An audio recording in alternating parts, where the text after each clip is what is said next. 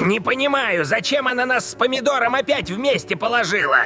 Из-за него я за 3 дня весь сморщился. Да это вы с ним вместе меня газом своим травите! Еще вчера я был хрустящий, а сегодня вялая тряпка! Я ничего не делаю, просто дышу этиленом. Подумаешь, меня вообще в холодильнике хранить нельзя. Тут я превращаюсь в безвкусную мочалку. Все, хватит! Моя мама хранила вас вместе, моя бабушка хранила вас вместе, и я буду хранить вас вместе! А картошку видели? Неделю рядом со мной полежала. Теперь вся проросла и гниет. Я же говорил, держите нас отдельно. Не успела даже пожариться. Завтра-послезавтра на помойку перееду.